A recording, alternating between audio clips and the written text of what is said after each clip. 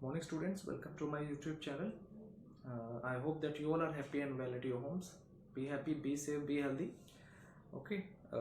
As you all know that we had started our online classes, and in the last time we had discussed about our chapter 2 of history in class 10 syllabus, that was nationalism in India. Okay. In this chapter we had discussed so many things about the nationalism in India, the rise of nationalism in India, how nationalism affect the Indian freedom struggle, and what were the main leaders behind which freedom struggle is totally based upon. Okay, so many things we had studied about the nationalism in India. Okay, so many topics we had covered till that part. Okay, so basically let's take a recap of the things which we had studied earlier. Okay, till today. Okay, basically in this chapter we had made 3 videos. Okay, in the last 3 videos we had discussed about the causes of the rise of the nationalism in India. Then we had discussed about the definition of nationalism. Then we also discussed about the coming of Gandhi and the end of the First World War, and the agriculture and the essential food good prices rise up again by the end of the First World War. Then we had discussed about the Rowlatt Act, Jallianwala Bagh Massacre, Non-Cooperation Movement, okay, Swaraj Party, Khilafat Movement, okay, basically Simon Commission, okay, Lahore session of Indian National Congress, okay, the resolution of the passing of the resolution of complete independence, and the Salt March. Okay, so let's start our chapter. Nationalism in India by taking from the topic, that is the Salt March. Okay, basically as you all know that yesterday I told you that in 1929, 31st December 1929, the annual session of Congress was held at Lahore, the city which is currently situated in Pakistan. Basically at that time Lahore was the part of India. Okay, so basically the Indian National Congress session was held at Lahore on 31st December 1929, in which the Indian leaders passed the resolution of complete independence, or Purna Swaraj. Means the leaders now wanted to get India fully independent from the Britishers. Okay, they want that India would be free by the British. Okay, by complete free by the British, complete freed by the British. They wanted from that resolution they had passed in 1929. They said in that revolution, in the resolution, that they want their complete independence from the Britishers. Okay, and this resolution was passed by the Jawaharlal Nehru, who was the president of that session.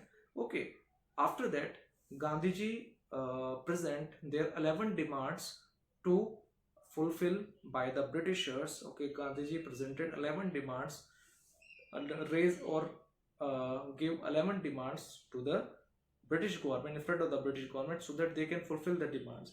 But in spite that, the British government denied that all the demands presented by Gandhiji, and due to that Gandhiji wanted to start a new wave of freedom struggle, which we had studied about in the non-cooperation movement. Okay, in 1930s Gandhiji started a series of new nationalism emerged in India so that they gain independence as soon as possible. Okay, so they started the Salt March as a result of the failure of the 11 demands presented by Gandhiji by the British government. Okay, basically the British government denied the 11 demands of the Gandhiji. Okay, so basically there were many demands presented by Gandhiji in 11 demands, like abolition of salt tax, okay, import duty on the foreign cloth, okay, promotion of khadi, okay, and ban on liquor shops, okay, reduction in the revenue collection. Okay, so many things there were in the 11 demands presented by Gandhiji. Okay, but when the British government denied or negate the demands of the Gandhiji, then Gandhiji start their movement by introducing their march known as World History or Indian History, that is known as Salt March. The नमक सत्याग्रह भी इसको बोला जाता है, and it is also known as salt march of Gandhi ji और Dandi march. Okay, basically Gandhi ji started their Dandi march from their ashram known as Sabarmati Ashram in Ahmedabad to a coastal plain area that was known as Dandi at the Gujarat coastal plain. Okay, so basically Gandhiji covered 240 miles. Gandhiji covers total 240 miles distance in from 12 of March 1930 to 6 April 1930 with their 78 followers. Okay, they made their way through many villages. They walk through their different villages, different urban area, different rural areas to reach that coastal plain. Okay, when Gandhiji reached the Dandi plain, then they collected the sea water from the Arabian Sea and they started boiling it. Okay, after started boiling, they made it salt. Okay, then they break the salt law, because at that time, upon basically salt was only sold by the British government, and British have the monopoly over salt. So Gandhiji started to break that salt law by boiling the water. Okay, so after that Gandhiji, after breaking the salt law, Gandhiji started their second biggest or the nationwide movement that was known as, that is known as civil disobedience movement. Basically the main motto behind the civil disobedience movement was to free India from the Britishers.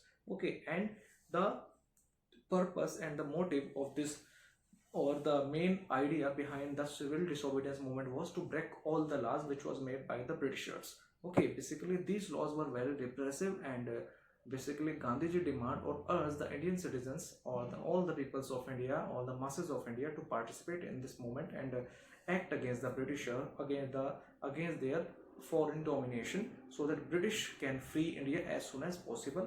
Okay, so Gandhiji started their civil disobedience movement. Okay, and the effect of this movement is also seen in urban areas or the rural areas. Okay, so there were many different segments of the society participate in this movement, and there were many Indian leaders who participate in this movement, and basically at that time the British see this movement as a biggest movement. Okay, so that's why the British try to suppress or repress this movement by their brutal force. Okay, so after that this movement circulate all over India, across the India, and so many segments and so many societies of the all over the country were engaged in that movement. And the most important feature of this movement was that the women were engaged in large numbers in this moment. Okay, and the second most important thing was that all the segments of the society were involved in this moment. Okay, then across the India, basically British government one by one arrest all the main leaders of the Congress.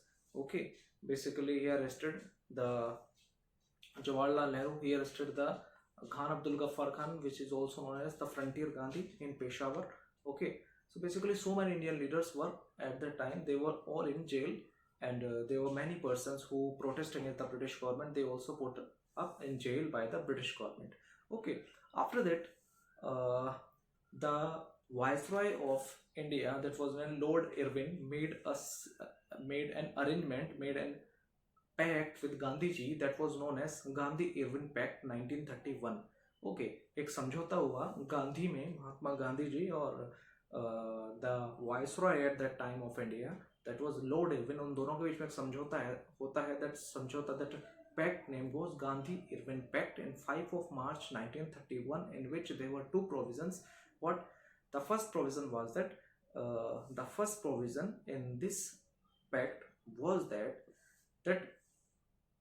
the Congress stop the movement, and the second thing is that they take part in the annual round table conference, which would be held in London in late September. Okay, and in return the British government had said that they release all the political prisoners which held captive by the British government till the movement started.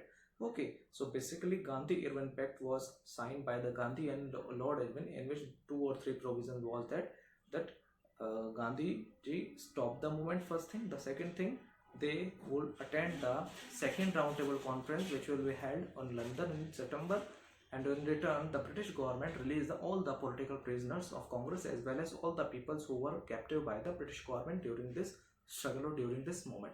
Okay, after the stop or the like, after the stop or the withdrawal of this movement, the civil disobedience movement. Okay, basically, let's discuss some of the limits of this movement. Okay, basically, when we saw the movement in its large, when we look this movement in a comprehensive way, then we can say that there are a lot of differences between the first movement of Gandhiji, which was launched in 1921 by Gandhiji, which was named as non-cooperation movement, and the movement which was launched by Gandhiji in 1913, that is known as what? Non-civil disobedience movement. There were many differences between these two movements. Okay, first of all, let's discuss about the limits of the movement.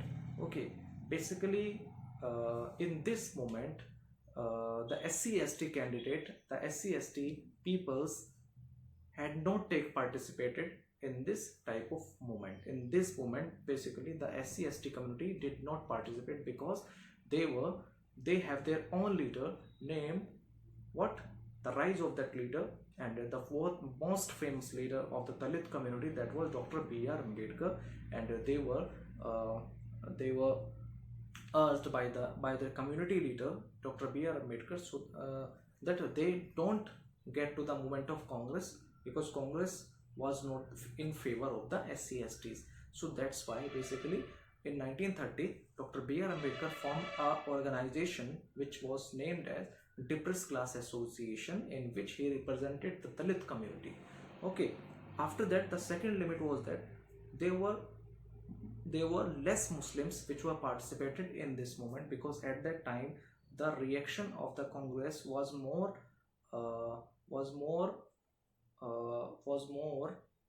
conservative towards the Muslim League, and Muslim League and the Indian Muslims were also represented by the then Muslim community leader, that was named Muhammad Ali Jinnah. Muhammad Ali Jinnah said that they want separate electorate for Muslims, they want separate things for Muslims. So that's why the Muslims engage or merge in this movement in less numbers.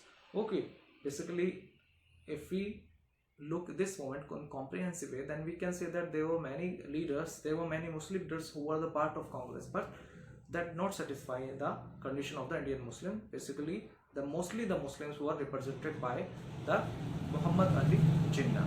Okay, so these were the two limits due to which the movement was not so much succeed as these two limits, basically due to which the movement was not gain so much support as the non-cooperation movement. And there were so many there were two or three more complexities in this movement. Was that basically at that time, in this moment, the workers also can't participate, because at that time the Congress was supported by large number of industrialists. Okay, so the workers thought that the Congress is the representatives of the industrialists, so that's why workers can't participate in that movement so large. The second thing was, the farmers also thought that they did not have participate, that they don't have to participate in this movement. They don't have to participate in that movement, because the farmers started their no rent campaign against the landlords, and the Congress was not fully supported the peasant class, because many of the landholders or many of the landlords were the Congress leaders or were supporters of the Congress. Okay, so that's why they lost the support of farmers, they lost the support of industrial class, and they lost the support of workers. The third thing was the rich peasants or rich farmers of the Gujarat and the Uttar Pradesh. Basically, they also lost the support of that two organizations. They also lost the support of two communities, that was the Jat in Uttar Pradesh and Patidar in Gujarat, because they were not satisfied by the British reaction to satisfy their demands. Okay, and there were many industrial class also think that that some of the Congress leaders have grown a socialism things. Basically they were against the industrialist, so that's why the industrialist also not wanted to support the Congress. Okay, so basically in this moment the mostly the segments of Congress lost the support of mostly of the industrialist, some industrialist, some workers, some peasants, some farmers don't support this movement, as well as the SC/ST and the Muslim. Okay, so basically that movement was not so much as effective as the non-cooperation movement. Okay, basically let's discuss about the second thing, that was Pune Pact signed between Mahatma Gandhi and Dr. B.R. Ambedkar. Okay, so basically as you all know that I had discussed recently I discussed that Gandhiji signed the Gandhi-Irwin Pact in 1931, due to which Gandhi had to attend the second round table conference, which would held in London.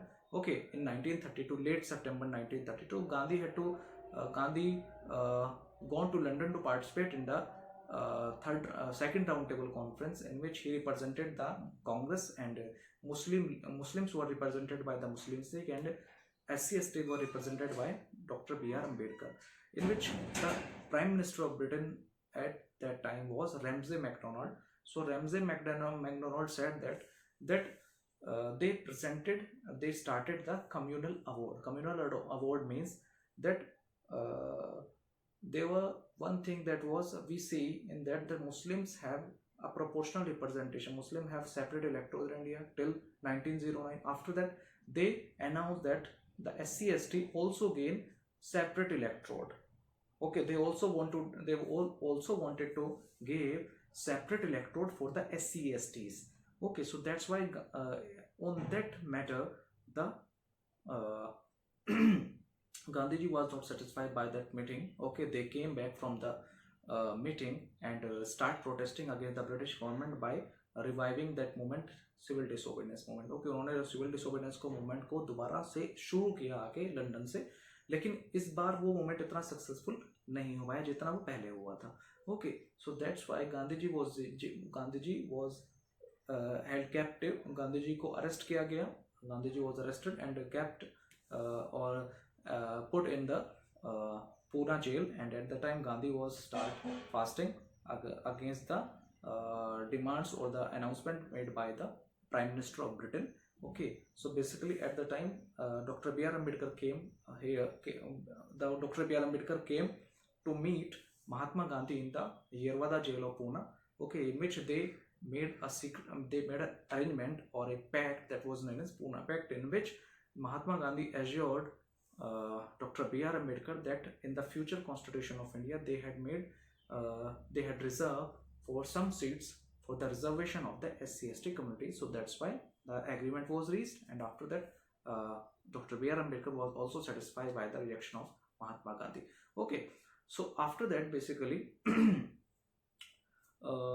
after that the nationalism rise in the separate thing, that was the Muslim community was totally eliminated from the mainstream nationalistic movement. There were many reasons behind the alienation of Muslim community from the Hindus. Why? Because at that time basically the first thing was that the reaction of the Congress was totally different from the earlier one towards the Muslim League. Basically Muslim League feel alienated, so that they Muslim League thought that the reaction of the Congress was not good towards the Muslim League. Okay, so that's why they totally aloof themselves from the Congress. उन्होंने कांग्रेस से खुद को अलग कर लिया बिल्कुल. The second thing was that some of the members of the Congress were also attending the meetings of the Hindu Mahasabha. So the members of the Muslim League openly criticized that thing, that some of the Congress members were also the members of Hindu Mahasabha, which is a Hindu nationalistic organization. Okay, the third thing was that at that time basically there were many clashes, there were many riots occurred between Hindus and Muslims, due to which the reaction of the opinion of the Muslim community had been different from the Hindu community. Okay, so that they were the main reason behind the alooфing or the alienation of the Muslim community from the Hindu community or Hindu Congress. Okay, uh, after that, there is one thing is that the sense of collective belonging, the sense of collective consciousness, how the Indians feel themselves as collective. What are the main reasons behind the rise of nationalism in India, and what were the main things which were initiated by the different leaders to emerge nationalism as a different concept. Okay, basically the Indian leaders started uh, exploring their ancient past to said that thing that Indian history was very rich, and our Indians are very rich, and our Indians were very good in all of the things in science and in arts and all the other branches of thing. Okay, basically they were in terms of money, in terms of literature, in terms of poetry, Indians were very rich. Okay, so basically Indians how they emerge their collective consciousness, उन लोगों के अंदर एकता होने के भाव कैसे. पहला United struggle, जो स्ट्रगल हुआ था वो यूनाइटेड तरीके से हुआ. The struggle was united by combined by Hindus as well as small minority of Muslims. Okay, the second thing was they had started that they feel feeling of oneness because they developed the feeling of one. उन्होंने खुद को एक होने की भावना लेके आई. उसके अलावा revival of Indian folklore, उन्होंने the Indian leaders, the Hindu nationalistic leaders or the main ultra nationalistic leaders started exploring their ancient past. They said to the peoples that they started to read and write in the Hindi, or they also exploring the stories or the tales of the ancient times of India. Okay, so that the Indian leaders would comply to the New Year things according to their past. Okay, basically at that time most of the Congress, most of the leaders exploring their ancient past so that the current Indians would understand the richness of their country, the history of their country, the glorious things or the traditions of the country. Okay, they also introduce a representation of the history. They said that the India had a rich history, India had a rich knowledge or rich in everything. Okay, so that's why the peoples feel themselves as one. Okay, at that time the message of nationalism was also aroused or also rose by the introduction of the concept of Bharat Mata. Okay, the nationalistic leaders of India started a portrait which was named as Bharat Mata. As that is one thing I discussed in nationalism in Europe, that was that in Germany or in France they made their portraits named Mariana in France and Germania in Germany, in which they signify, they personify this female figure as the liberty. Okay, they thought that this is the liberty and we have to achieve because this country is our motherland, and in the case of motherland they show that portrait, that picture was Germania. So is the case of India. Okay, many nationalistic leaders made a portrait named Bharat Mata so that the Indian leaders would consider himself as their Mata and protect their Mata by act against the Britishers, by demonstrate against the Britishers, by violate against the, was taken different things against the Britishers. Okay, so that portrait firstly was made by the Bankim Chandra Chatterjee, which was also the leader of Bengal.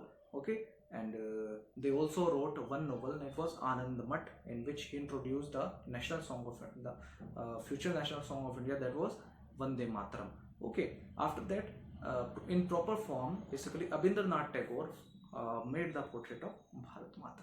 Okay, so and there were also the Indian writers who started writing about the ancient past, like Natesha Shastri written the famous book named The Folklore of Southern India in 1915, in which they had written about the folk tales or the folk things or the folk poetry, folk architecture, folk art, folk tales and the folk dance, folk poetry about the India. Okay, so basically at that time there were many leaders who started protesting against the British government by introducing by presenting India as a rich country, India as a historical and a glorious country. By reinterpretation of the history, they interpret the history in such a way that they present India as the ancient and the medieval and the modern India. Okay, so I hope that this is the last topic of the chapter, and this is the also end of the chapter. So I hope that you understand all the major things and the concept behind that chapter. Okay, basically this chapter is completed, and if you have any doubt regarding any topic from the last 4 videos of this chapter, so you can ask me in the comment section, and you can also call me on my number. Okay, and be safe, be healthy, and just take care of your things for your family also, and just take care of yourself. Okay, bye.